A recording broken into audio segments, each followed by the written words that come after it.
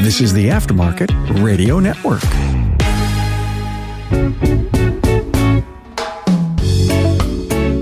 Well, hi, everyone, and welcome to another episode of the Auto Repair Marketing Podcast. I'm your host, Brian Walker, and today my guest is Jeremy Glassco, who's the founder of App Fueled and is an expert on using technology to disrupt customer behavior and also to provide world-changing, or world-class, I should say, customer service. But before we get into the episode, I would like to thank our sponsors. Thank you to our friends at RepairPal for providing this episode. RepairPal is the key that unlocks more business for your repair shop. Learn more at repairpal.com/shops. And are you ready to convert clients to members? AppFueled specializes in creating custom apps tailored specifically for auto repair businesses. Build client loyalty. Get started today with your own customer loyalty app. Visit appfueled.com. Well, hi, Jeremy. Hi, Brian.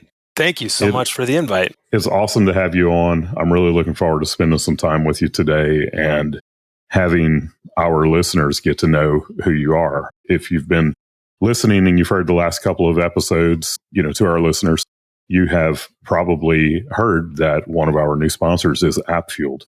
Jeremy is the founder of App Fueled, and I want to talk to him today about a couple of things. I want y'all to understand what App Fueled is. So we're going to talk about that today. But also, Jeremy is an expert on using technology to disrupt customer behavior and to provide that world-class customer service. And that's something that I want to allow him to share that knowledge today, because it's something that all of us, could be doing in our businesses, and especially y'all in your shops. So we're going to talk about a lot today. But Jeremy, tell us a little bit about App Fueled and what it was that motivated you to create this tool. So, Brian, can I answer part of this question in this way? How about I say what App Fueled is not? It actually comes, I'm looking at the logo on your shirt, and it was a great reminder to me, Shop Marketing Pros. I'm going to turn back time a little bit. 2015, we were a website builder. We had SEO people, like this was our thing, right? From 2008, some people call it the MVP, right? Minimum viable product. This was part of the plan in 2008. But just your shirt's a great reminder, and it's kind of neat. You asked me this question. What we are not is a website builder. So that has opened up for me is this idea of, Jeremy, okay, you can't be everything to all people. We all know that. That's a classic quote, right? I'm slow. I'm stubborn. So the reason App Fueled is what it is, Brian, is because of me being stubborn, right? And a journey of God's grace putting up with it. And at the same time, just continuing to shut a door. But every time some door is open. And kind of my prayer, just every day I wake up is like, okay, God, which is the one? And he'll go, hey, don't worry about it. I'm just going to shut the ones and this one's going to go. So that's App Fueled in a sense. We're just attempting to walk through doors, the ones that open. And right now, let's just back up even to 2004. I was working for a .com in Seattle. And guys, I'm a Gen Xer, so just a little bit of if anyone's not a Gen Xer, the deal is we're first year in college. And we're learning about www. Right? So that's where Gen X is at. I had an analog watch as a Gen Xer. If you're born in this 8-year range, you've had half of your life, your childhood without digital, and then the other half with. You're this rare 6-year range of people in all of mankind that went from this to this. Thankfully, I take that as an amazing blessing, because in everything App Fueled does at its core, you have somebody who gets it, that digital is not everything. And in fact, most of humanity survives and thrived without it. So I just like that at the DNA of App Fueled. And although we love technology, I've got 22-year-olds that are developers, right? I've got, there's just a host of generations that can do this well and that can make digital work. But at the very core, back in 2004, I'm working for a .com. What inspired me to kind of make a move from just being at a .com was, and my son called it out 2 days ago, he's at college right now, and he's kind of playing that out. Like, what am I going to do? And I'm like, I don't know why you're at college. This kind of just dad-son conversations. He goes, now, remind me again, Dad, why do you own your own company? What's at the core of it?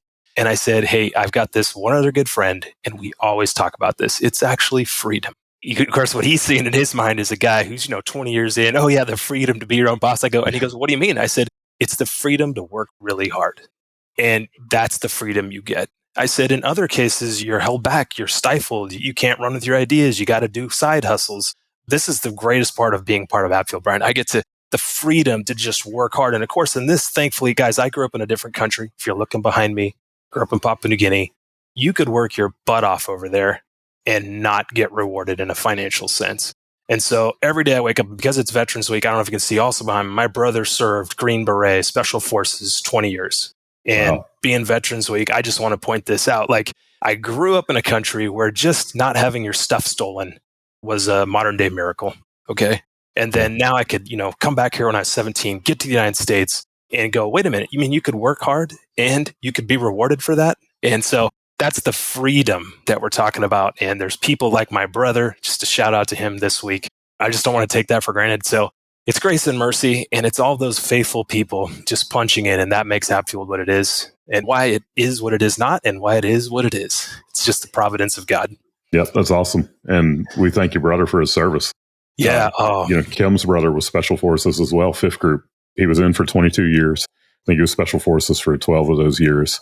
It's crazy because we were always so concerned about him. Mm-hmm. He retires, and just a couple of months later, killed in a car accident after being in 6 major conflicts and who knows how many little ones that nobody knows about. But these guys, they truly do, give their lives for their country, and it gives us the freedom to be able to do what we do. So, yeah. And I can lose sight of it. I mean, it's when I see something like that, thankfully my brother gave me that as just kind of a token of, and he'd be the least, he didn't want me to probably say this today, right? Yeah. I mean, this is how these guys are. Right. But the truth is, there is no greater love than to lay your life down for a friend. That's awesome. So you told us what App Fueled is not. And I think that there's another misconception out there about App Fueled. And I say that because I had the misconception. And it comes down to, the name being App Fueled. I thought that what App Fueled was just a way for you to create an app for your shop where your clients could log in and see all of their service history. And it does do that. Amen. But it's so much more than just an app for your shop. I mean, this thing is a full-featured CRM, but it goes beyond what any of the other CRMs in the industry are doing, in that you have a call center and everything. Tell us a little bit about when I saw this thing. When you showed it to me, I was blown away by what I saw, because there's nothing else out there in this industry that does it. Talk about that. Well, thanks for that compliment, Brian. And again, we kind of stumbled into this, but perhaps, and I think we can all relate to this. When you start a business, you have a clear mission. The tactics are not always known, right? But the mission is. And so in 2008, the LLC that we operate under is Refer a Car LLC. And why refer a car? So again, back to 2004. At the core of, you got the Gen Xer, the DNA of the company, but then also at the core of what began, I bought a weird program off eBay. All right, Brian, this is how I started a company. 2004, I bought this weird program. The guy that sold it to me is now, he's in prison. Different story. But that's just what I do. I just, when you take personality tests, what are you good at? I'm I'm good at being a risk taker, I guess. If that's a strength, I don't know. Anyways, I take a risk, I buy something weird, I run with it, quit my .com job, run out there, think I'm going to take over the world. And here's what it was. It was simply get nonprofits like a youth group to work with an auto repair shop, build an oil change package collectively as a partnership. And what I discovered was shops were willing to do that. They were willing to use a product as a loss leader if they knew it was for a good cause. Of course, there's always some back-end payout, right? Of course, it's a loss leader. That's why we call it a leader for a reason, in that it's leading into a relationship. And what we built at the time, because I'm coming from a .com, I don't even know if any of us knew about apps at the time, right? 2004, with Steve Jobs, 2008, iPhone wasn't presented. So we just built a little web app tool, right? It was called Oil for Kids. And the kids would be out there selling oil changes. And I'm going to get to what App Fueled is with this, but the kids were selling the oil changes, making the money. And it was what I discovered was fascinating with this little web tool. We could have just gone straight up paper, like all normal fundraisers back in 2004. Could have just sell it, market, put the kid name down, do a transaction, hand the prepaid oil change package. Could have done all that. But what I want to do, and that's what was sold to me, by the way, but I put a little bit of twist on it. I said, no, I want the shop owners to know who bought it before they come and to be able to track it. That was it. That was the simple idea I had. So in the web app, I said, guys, you cannot claim these oil changes that you buy until you go to the web app and activate the code. Nothing too insane about that. But what it did is it proved to the shops that things were being sold It was something they could track. And then they had the customer information that back then they could just copy and paste and save a little bit of typing, right? You already had the customer in the system. We didn't have APIs back then to like be messing around with Mitchell or whoever, RO writer at the time. But you kind of get where I'm going with that, Brian. So the core of it was to realize this relationship between an independent repair shop and their local community was powerful. At one point, we had an elementary school sell over 200 of these, right? And so they were getting a package of things. And back then, I don't know if you guys remember the door-to-door salespeople, they were selling these door-to-door anyways. Just people knock, knock, hey, I've got an oil change package from shop. I'm not against that, but what I was thinking was how much better coming from a local youth soccer team. Yeah. So out of that then came, all right, we have the web app, getting the parent in there, they're buying it. So here comes Refer a Car now. Then what we moved to is why not build a built-in referral program into that? If we can get kids making the sale, can we get customers sharing codes with their friends and family? So that's Refer a Car. And those two ideas, well, almost nobody knows it. Brian, you're going to be the first to hear it. But they are in AppFueled today. If you're one of our clients today and you're like, Jeremy, why have you never mentioned this? These are sitting in our tool today and they've never left. So some of our clients take advantage of it. They run our automated referral program. When a customer comes into the app, it gives them the easiest tool they've ever had to just fire off a text with a pre-built code connected to them that when the customer activates, they get a reward when that person shows up. That was just in the heart of it. Like, of course, we've moved past web. Most people doing anything more than once convert to an app user now. I mean, so like, why did App Fueled? So we were instant auto site. We were a website builder. Guys like yourself prove to me we can't do that. There's no way we can be the website builder too and be a pro. It was a really great epiphany there to go, let pros be pros. And what we're pros at is, this remains our mission today, and here it is to disrupt consumer behavior so they choose your shop for next time before they leave. That's our mission statement. I had no idea about the youth groups and stuff selling oil changes. You basically were the oil change version of World's Finest Chocolate.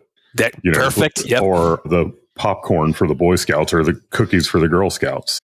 So yes. They get to go out there and sell it, make a little bit of money, and then the shop gets a new client. I still love it today. Any of our clients today, you're listening to this episode, like, get on a training call with me as fast as you can and get a partnership going with someone in your town that you want to help them out. And if you're using them as loss leaders, you'd be willing to send it on a postcard, put it in an ad, talk about it in a Google ad, put it on a landing page. Maybe let someone in your town benefit from that loss leader. Yes. So this thing evolved from that into this full CRM. Yeah. So the mission in 2008 was, we realized, look, we tested it and it worked. You can do, even back then before smartphones and people had to go back to their PC to do this behavior, you could force customers with a little bit of tension. And this is where, although everyone talks about make yourself ridiculously easy to do business with, right? This is a common, totally get it. But if you think about it though, anybody you do business with more than once, and in your head, somehow they've already convinced you. It has nothing to do with technology. They've already convinced you in your head, you're probably coming back. And you're making a choice. That can be made within 30 seconds, they say. Consumer behavior, like 30 seconds of walking into your shop before conversations, before the car has been touched, they probably have already made a decision of if they're coming back or not. Yeah. And it's so powerful to me. And so what we're trying to do is, if they've made the decision to not come back, because if you think about it, CRMs are useless for the guy that already knows he's coming back anyways. You could turn off your CRM and your texting and your emailing and your postcards, and he's going to still come back. That's how much I believe the mind is more powerful than technology. So what we want to do, though, is for the person who has decided they don't want to come back, we want to hit that guy hard, and at least 9 times. So we've got a customer engagement loyalty ladder from the booking of the appointment, which we consider the first these days, with the awesome auto ops tools, the Shop Genie schedulers. This stuff is like brilliant. These guys have they've taken us where we all want to go, where everyone needs to be. These are just great, like Auto Flow now with their marketing module and their click-through schedule, two-way scheduler, and then you got Kukui. So obviously, we needed it, right? It was an absolute thing. And so it's at that moment that first touch point could happen. And even based on that experience, you might have somebody going, man, okay, I'm desperate. I got to go in, but I'm probably not going back. This was already rough, right? It was already a rough call. just to get this appointment booked and to get past a terrible phone call. But I'm going in, my car's. So what we're doing, Brian, with AppFueled is we're saying, all right, give this loyalty ladder that the advisor has nothing to do with. Now, this is a key point. This is super, super key point, because I have people tell me, Jeremy, I run a rewards program. I'm like, oh, okay. How does it work? Well, we write the ticket, we pass it off, and our bookkeeper signs them up for the rewards program. And I go, okay, yeah. So you do run a rewards program. You are right. And I say, does your customer run one? And so that is the key difference between what I believe AppFueled can help disrupt. Because if it comes down to the service advisor having to be the one to enter you in, to somehow get you enrolled, first of all, half the time that's not going to happen. Maybe more than half, right, Brian? Right. If we're counting on the people side of the advisors, not picking on advisors, they just have so many other priorities of things to do. If we're counting on them to run your rewards and membership program, it is going to fail. Yep. Absolute. So what we've like to use digital and to use apps and to use the things that AppFueled is up to, we're trying to find the touch points. And like I said, there's at least 9. We have way more than 9, but there's 9 specific points where if that customer is going to be prompted, pushed, enticed, engaged, using digital to make a choice to come back next time. Well, and I love the rewards program that you've put together too, because most shops that say they have a rewards program, it's a free oil change at some point. You know, you come in for so many visits, you get a free oil change. And I think about, well, that's how it started out in my shop with our rewards program, or our referral program, I should say, in our case. And we had some clients that they had enough oil changes built up that their grandkids would never pay for an oil change again. And finally it hit us. It's like, we need to do something beyond that, something that's tailored specifically to the client. And that's one of the things that I love about your platform, is that rewards program can be anything that you want it to be. People aren't stuck in a box with, this happens, we give them this thing. They can customize that any way they want. Did you find, Brian, that in that oil change process, I mean, as I think through what you said, we have some clients that still use it that way. They still use it as I call it an old school punch card mentality. And, it's hard to argue with it though, because, 3 punches and the 4th is something, but you're absolutely right. We want to leave the something up to the shop. So,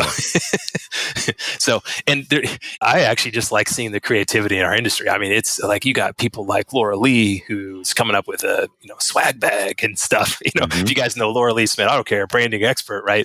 I mean, so there's just I love the creativity that's coming out of our industry. My problem is being a internalizer. I listen and our development queue grows. So if anyone's in the software development world, you know what I mean. It's like you listen and all these great ideas, and sorry guys, let's see, 2027. It'll be a great time. Our friends at RepairPal are making today's episode possible. Don't lose work to your competition. Today's consumers check pricing during all stages of the repair process, before, during, and after. Did you know that 81% of them do online price comparisons before making a purchase, and customers that check your price after they've already authorized the work do so after calling the competition? But RepairPal, the largest auto repair network, has a solution. Their Fair Price Estimator tool can be put on your website to help you build trust with consumers up front, to demystify price, help educate consumers about what's involved in the repair, bring you higher web traffic, and prevent your customers from calling your competition. You have to be in it to win it, so head on over to repairpal.com/shops and set up a call to learn more about becoming RepairPal certified. When you sign up, you'll get 1 month of service free and save $150 off certification. That's repairpal.com/shops. Independent auto repair shops, get ready to transform your business with AppFueled.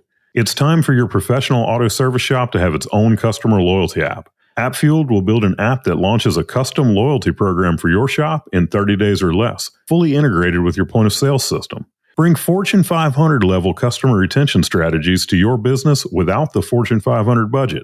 Many shops are enjoying the benefits. Our app engages your customers with a loyalty ladder, enticing them to climb the next rung, coming back more often and spending more each visit, all with your own app. Build loyalty with your customers to your brand and boost your shop's growth. Get your first app in 30 days or less, all without breaking the bank. Ready to start? Let AppFueled take your business to the next level. Go to appfueled.com or meet founder Jeremy Glassco and book your complimentary app vision session at appfueled.com/Jeremy.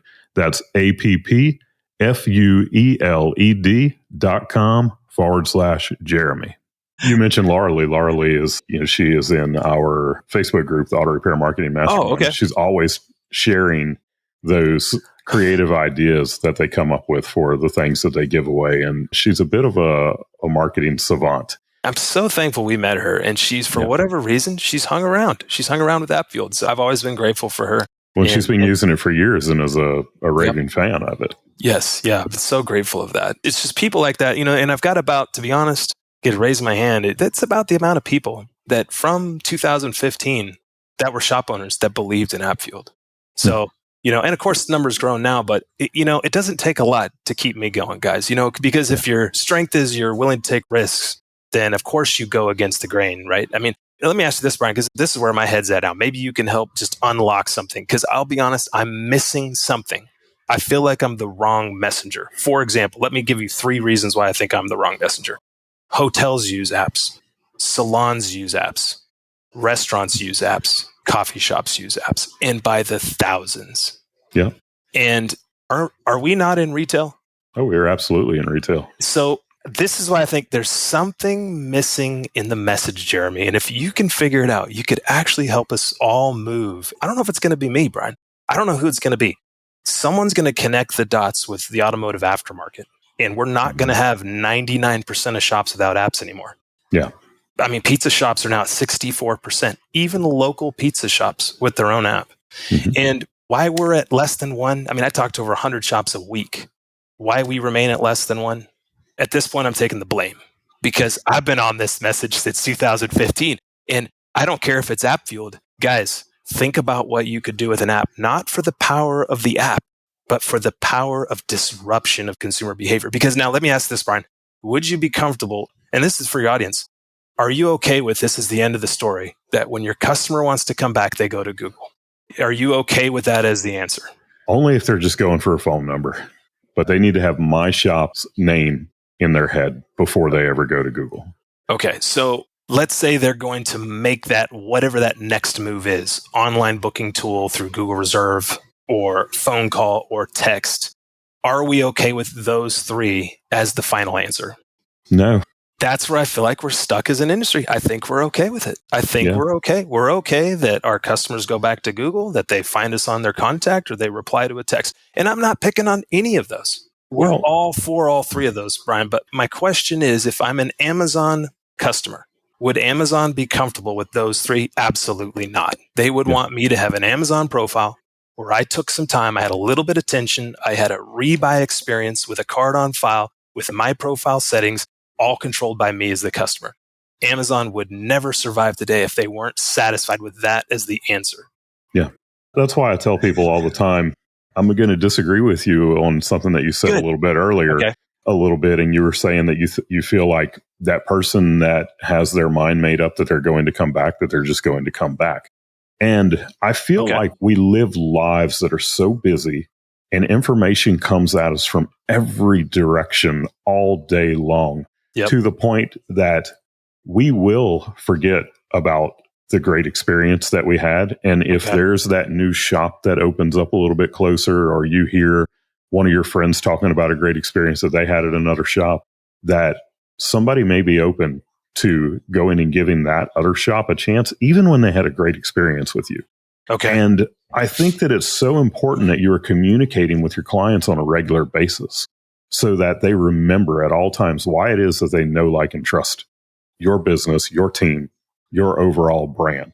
Yep. And when you add a component like what you're talking about with the app and the CRM and being able to communicate with people on a regular basis and to have their vehicle records all in one place where they can go, check that out in an app on their phone, where you can send them a push notification, or something else that another shop is not able to do. But when you're able to communicate with people in the way that they want to be communicated with, which whether they realize it or not, it is through other means than phone calls and emails. Now, that being said, emails absolutely still work incredibly well. Yes. But if you ask people how they want to be communicated with, they're not going to tell you, I would like to get a marketing email from you once a month, or, they're not going to tell you, I want you to pick up the phone and call me and see how everything is going with my vehicle. They want technology to be the way that you're communicating with them. And you're bringing a level of technology that most shops just are not. And it is going to give the shop who is using that a competitive advantage. Thank you for disagreeing with me on that too, because I think that's why you guys are pros at your business. I mean, if I know what Shop Marketing Pros does, you guys are specifically attempting to persuade the mind.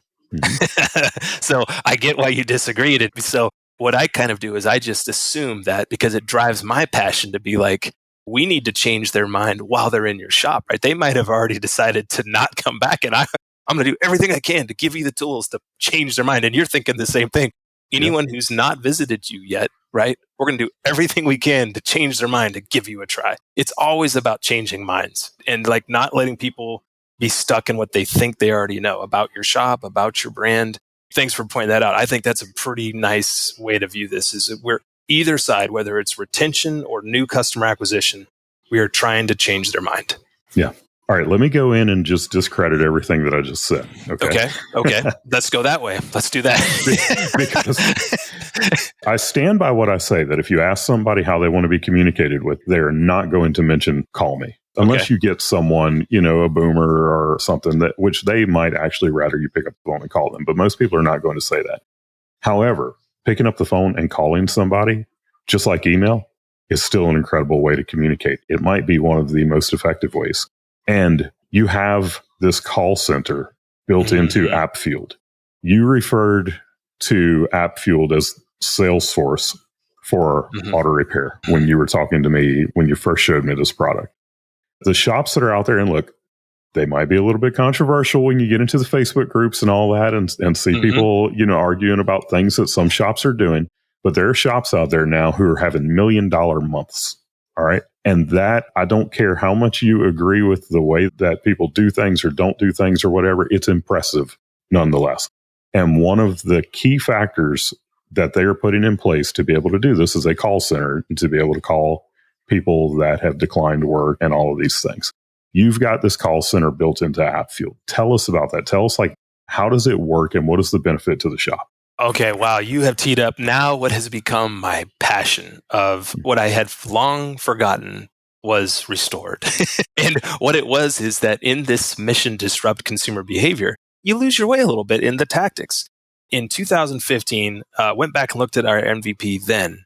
And the word that it was just kind of coming out at the time in 2015, you guys have heard this word now many times, omnichannel, omniscient, all powerful, but omnichannel, or, and a lot of, marketing companies love to claim the all-in-one, right? And so we're actually going to say we're never going to be the all-in-one. I don't know how anyone could ever be the all-in-one. We can't be the all-in-one, but the omnichannel, you can get about 6 channels that a customer is engaging in. And the 6 that I wrote down back then were chat, Facebook Messenger at the time. It was email, push notifications, text, and this phone calling thing. We, this age-old phone calling, right?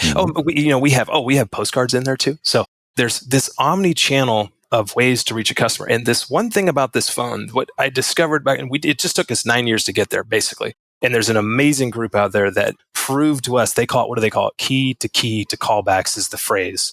And they restored in me that, Jeremy, put phones as one of your omni channels back front and center. How did you dare forget it? And they taught me through revenue. You have to listen to this, Jeremy. Right? Like you said, whether you agree with the whole message or not, the revenue was speaking volumes to me. Yeah. And I took 2 guys. We redirected some other amazing things we had going on. In fact, sorry to all of our clients, we had some other things we were going to roll out this year. But the reality is, how in the world did we leave phones out? We had phones. It's in there, the capacity. We already had call tracking. All that's there. But what I got back to is, then I went back to look at my notes. In 2016, a shop owner told me, oh yeah, Jeremy, I have my guys calling from their own cell phones. That really bugged me. Yeah. And I don't know if we've had a great answer since. Well, App Fueled has one answer at least now on this. So in this whole call center move, and I'll get to maybe a little more details, but Brian, the very core, even for the 3-bay shop that maybe the $1 million is just a month is not your thing, right? Or maybe it is. Maybe it is going to be in 2 years. But here you are. If you are making phone calls from your personal cell phone, and your staff is too, and those are the caller IDs, we're in a bad place. Yep. And so App Fueled has come in, and because of the move by the revenue giants, I call them, to move us in this direction, now from App Fueled, you can have a designated caller ID from an individual advisor that can make a call from our platform, both tracked, recorded, outbound, and inbound from our platform, which can actually be an app on their phone. The advisor could still have the App Fueled app instead of their own texting or calling, and the owner could too. It could be offsite anywhere in the world, outbound, inbound phone calling from the App Fueled app. I didn't know about that part. So this is it actually happens. They can have the app on their cell phone, so they're not taking up a line in your business while they're doing this. Absolutely not. They can be outbound calling from App Fueled with a designated caller ID, and this is blowing my mind the more I think about it. You know how much more powerful phone calls are going to be? They're even going to get more powerful. And here's why. AI is going to mean that everybody can text, everybody can live chat, everybody can have a robot, and everybody can make spam calls. That's what AI is about to unleash on people's phones. I'm just kind of being a little bit of it. Let's make a prophecy here. If my full name was Jeremiah, I'm going to give it a shot. But I think what this means is people are going to answer their phones even less. Yeah. That's my current translation of all these amazing marketing tools. It just means customers are going to go, I'm just going to be that much less likely to pick up that phone. Because if they don't recognize that number, they're not picking it up. That's what's driving App Fueled crazy, and we're there. We have released branded calling. So when that outbound call is happening, and with the RCS move, and it's about to hit AT&T as well, it's already live in T-Mobile and Verizon. We got a 48% reach. That outbound call happens. It has your shop name on it, and that's even if they've never taken your call before. Mm-hmm.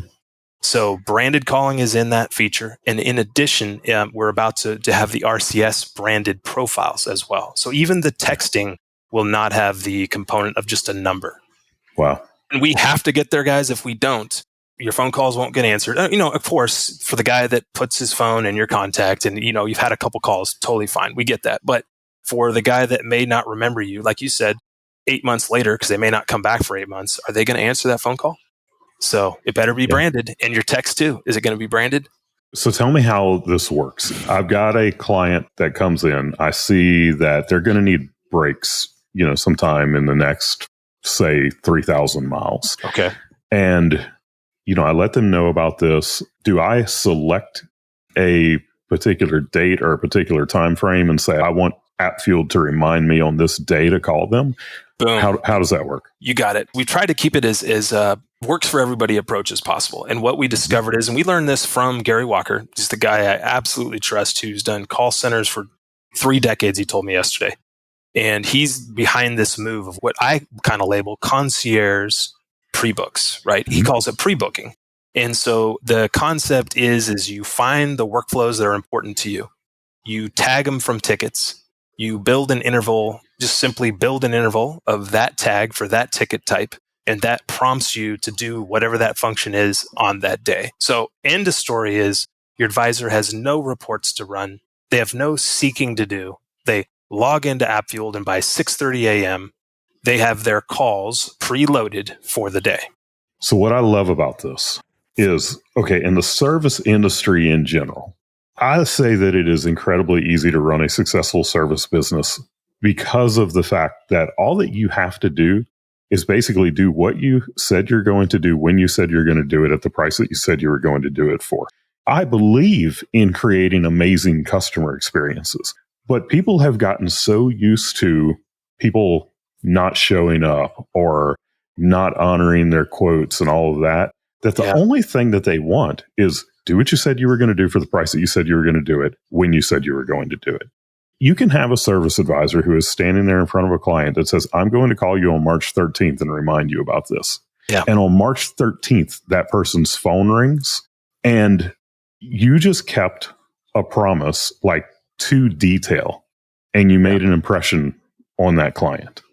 I love this. Yeah. That's why when you use the word Salesforce, because some people hate Salesforce, pick the CRM that you like, HubSpot or whatever, but because I've used those tools for years. I mean, I was using Zoho back when it first came out, 2000, whatever. I was on an Onyx in 2001 at the .com. CRMs have been around. But one thing I hadn't quite seen in an automotive CRM was, where's our note-taking capacity? Why can't I write down, they have a Yorkshire Terrier's birthday on the 7th, and I want John, my advisor, to make the call because he likes him the best.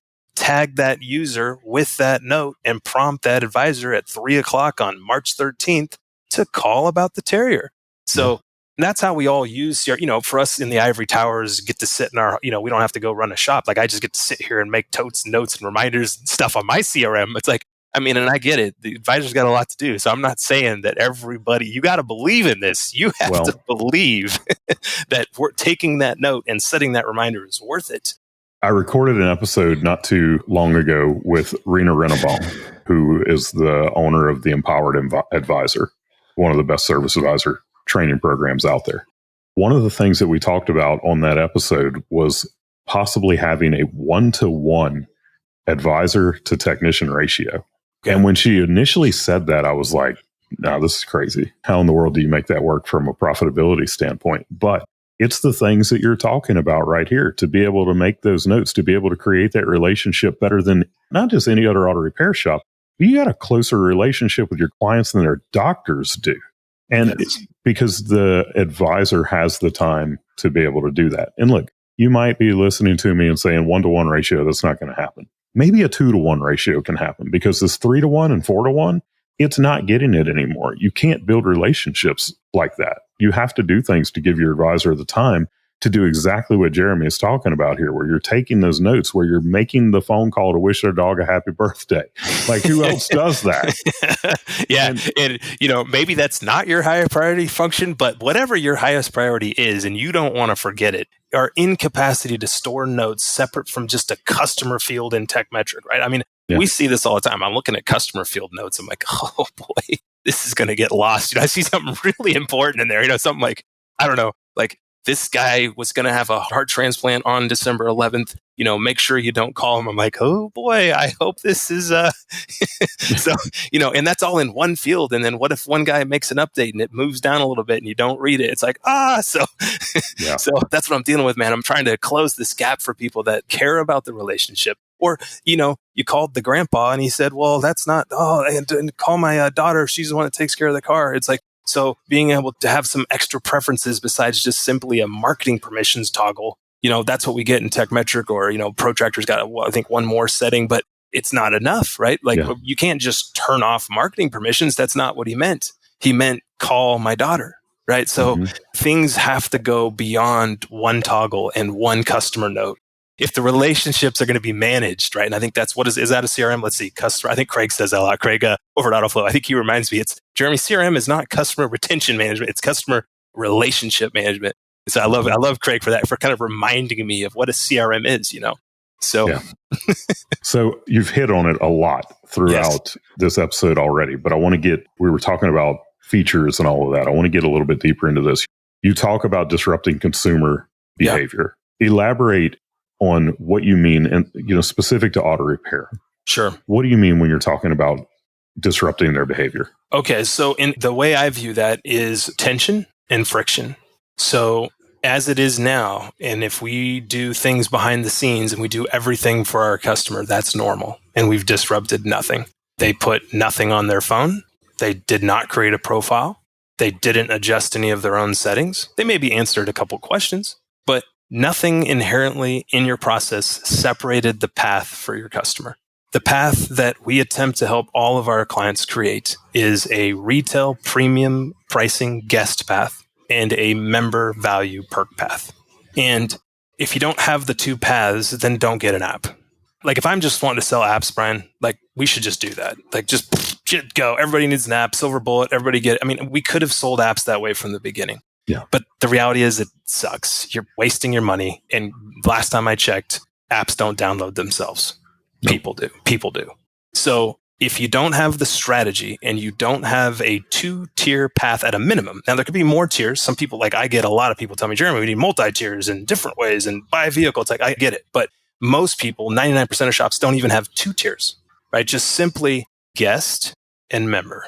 And so to disrupt somebody, you have to have 2 paths. If all you're ever going to have as a shop is one path, you can't disrupt behavior, because everybody's in the same mold and you're not giving them any tension to make a choice. So disruption, in the way I view it, is you have to get your customer to do something proactively they were not going to do anyways. Give us an example of that. Well, one example is download your app. How many of you let your customers leave without downloading your app today? That's just number one. Now, but why would they do that? So you have to build a customer engagement loyalty ladder. You'd have to be able to entice them to do that. And the way I like to view this is because I think most shops underprice their services and most shops are not making enough money. And most shops they want to make more money, not less. And in addition, most shoppers, I don't know, absolutely love their customers and they're doing the best they can. And they're providing the best value they can. So here's my recommendation. If someone asked me then, how would I get a customer to do this tension and to choose member? What I say is take your current experience you provide and back it off a little bit. Actually back that experience off and call that your guest experience. Rather than thinking the other way, because thinking, how can you make it even more amazing? Because the truth is, great shops running really well already have a really good experience. And they probably have amazing things already built in. So all I suggest is maybe take 4 or 5 of those things away.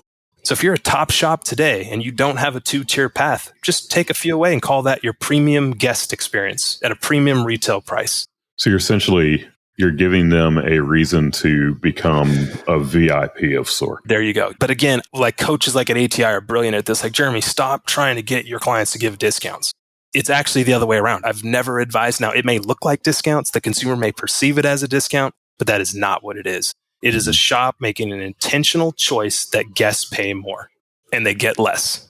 Okay. And if you view it the other way, you'll never run a member program. You'll give up on it because you'll view it as just losing money. It's a hassle. Some of my customers don't like it. They don't want to download apps. It's attention. It's it's all of those things. So you're still going to give them everything. It's just that they have to be a member. They would have to engage. They would just have to engage. And if they're not going to engage, it wasn't worth it to them. And here's the evidence I have. 3 years in a row, my buddy JJ runs an amazing shop now doing over 400 tickets a month. I think he's almost averaging 400,000 a month in revenue.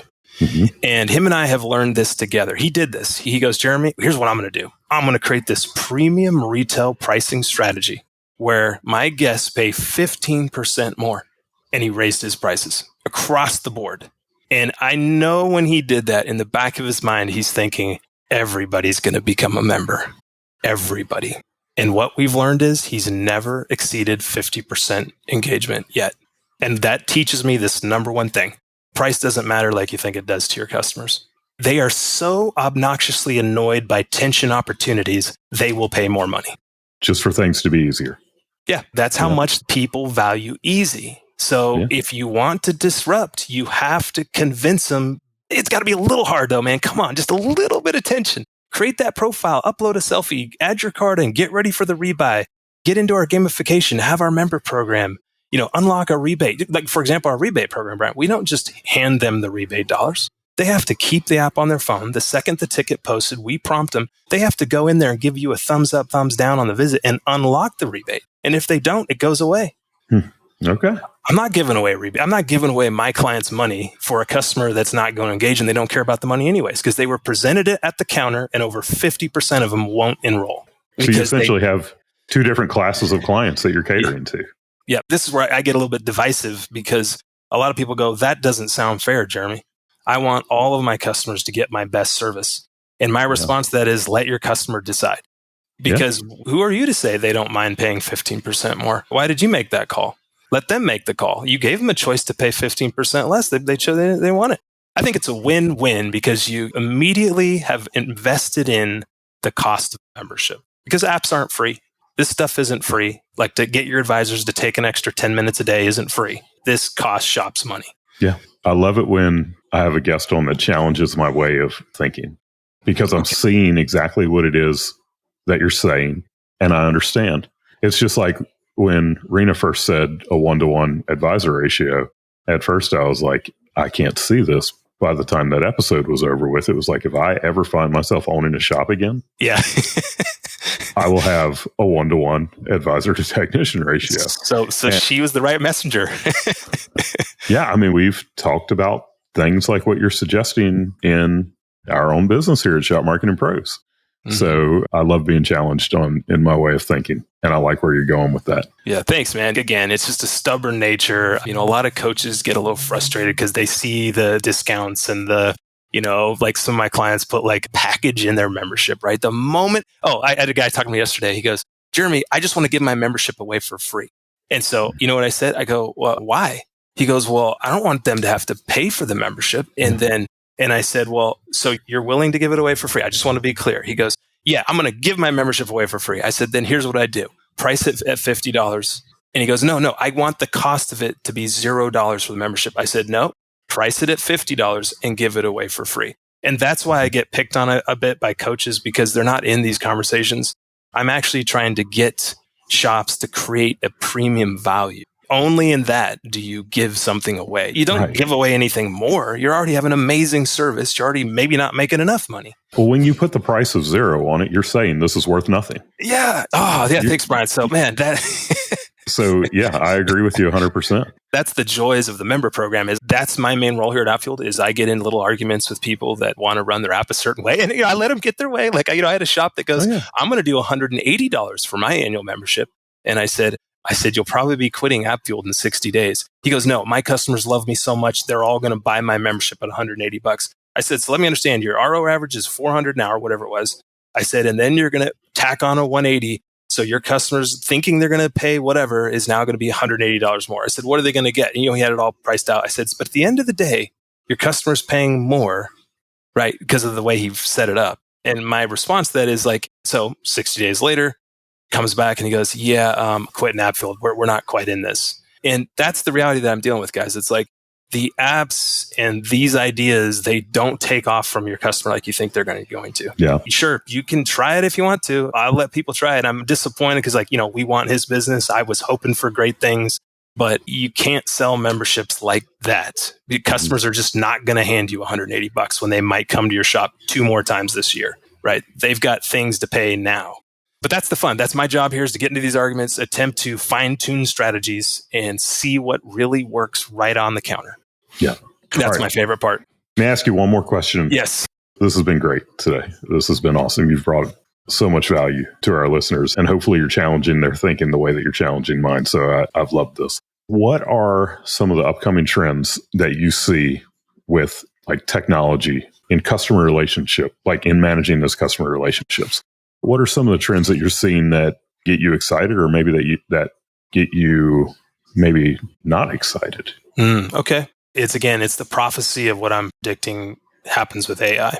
There's so many brilliant minds in this industry. We are tackling AI full on. Everybody is. But the but in all of this is we're not remembering what a consumer goes through in their day. Mm-hmm. It's that because we make it available to the masses, and that's what great software companies do. They make their new feature available to the masses at affordable prices. So it just means every shop now, although they think they're cutting edge, every shop can do it. What's happening with AI and technology, in my opinion, is now the consumer is saturated with the same things, unpredictable to them. They don't know how many phone calls they're going to get, how many texts they're going to get, and everybody can do it. My ice cream shop's texting me. I go to my local restaurant, they're texting me. And it's the same thing with apps too. But they want me to download their app. So the saturation is, I think, what now, because the playing field's been leveled. I go high level, there's thousands of CRMs. You could Zapier, everybody could work with TechMetrics API, protractors. The saturation though with the consumer is challenging to me. So I think the answer is you have to disrupt their behavior, where they've chosen your preferred channel because you entice them to do so. And that's where I think even today, still today, an app remains the best tool for that. And I'm not just saying that because I'm biased AppFueled. I know other CRMs are going to knock these out. If you're a CRM and you don't have an app in your plan, why not? Because here's my question for anyone thinking about a CRM and the future of CRMs. If you could get it for the same price and it can text and email and postcard and call, why would you not want it to also have push notifications in an app? Sure, if I came at you and you said it's 10x more expensive and it's 10 times harder, then sure, I get why some people don't have apps, but that's just not the way it is anymore.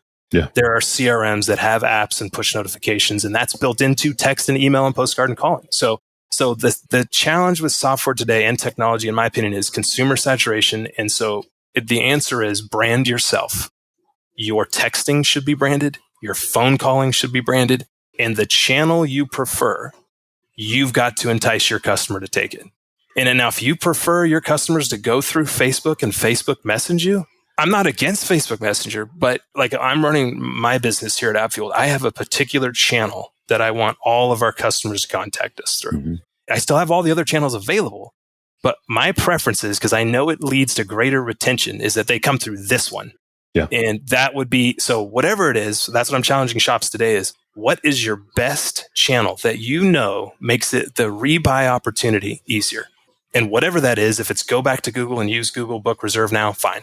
But if you have something in mind, you go, this is how I want all of my customers to rebuy, then I would say go all in on that and try to disrupt your behavior while they're in your shop. If you wait until after they're gone, it's too late. If you think it's hard to get an app downloaded from the counter, try sending a text 120 days later to get them to download an app. Even harder. Yeah, technology for me is pick your channel, your preferred channel that you think it gives you the highest chance of winning. Yeah, I mean, we deal with that same exact thing in our business because a lot of the people that come to us initially come through Facebook Messenger. Yeah. And it's a great tool to get a conversation started, but it's not a great tool to keep a relationship going. And so Jeremy, man, I appreciate you being on today. Yeah, again, I'm excited about having you as a sponsor, and I want our listeners to go take a look at your product. Like if somebody wanted to meet and get an overview of how it works and everything, what does that look like? What do they need to do? Yeah, I've made it really easy for people. It's AppFueled.com/Jeremy. Okay, awesome. AppFueled.com/Jeremy. Got me on there and an outdated picture of my kids. Click on that, pick a time, and let's talk. I love to get into challenging conversations, and I've been pushed a lot this week. So if anyone wants to hop in there and get something going, has an awesome idea, I get a little argumentative, but I'll listen. I'll half listen. All right. Well, thanks again for being on today. I really appreciate it. Brian. I think it was a great episode. To our listeners, thank you for listening, and to our sponsors, RepairPal and AppFueled. We could not do this without y'all, so we really appreciate that. Remember, we are just one of a handful of podcasts on the Aftermarket Radio Network. You can find the others at aftermarketradionetwork.com. I hope that you'll listen in again next week. Until then, go fill those bays. You've been listening to the Auto Repair Marketing Podcast with Kim and Brian Walker. Follow the podcast on your favorite listening app. Find their emails in the show notes and visit them at shopmarketingpros.com. Let Kim and Brian know what you want discussed, because they're all about advancing the aftermarket.